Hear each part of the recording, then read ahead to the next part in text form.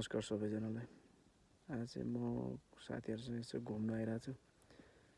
यहाँ सानो म्यापमा ड्याम देखिँदै थियो भएर यसो डुल्न आइरहेको छु।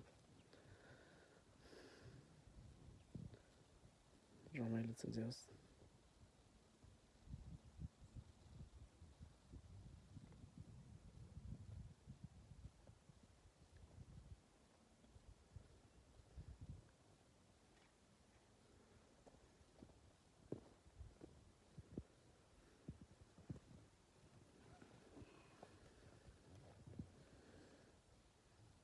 के छ भाइहरु अनि ठीक छ हैन?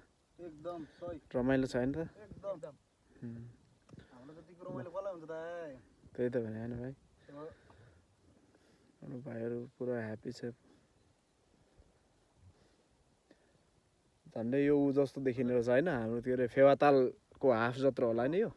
झन्डै देखिन्छ तिमीलाई। फेवाताल धेरै ठुलो छ छन त? रही पनि मिनी फेवाताल भनेर भन्नुपर्छ त। मिनी फेवाताल।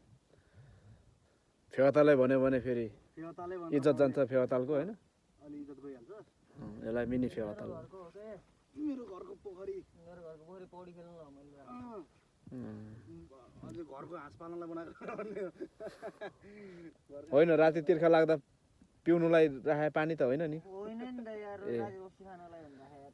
ए रक्सी मिसाउनलाई हो? ल ल ए भाइ खतरा। हजुर त्यो चाहिँ हाँस पौडिएको के?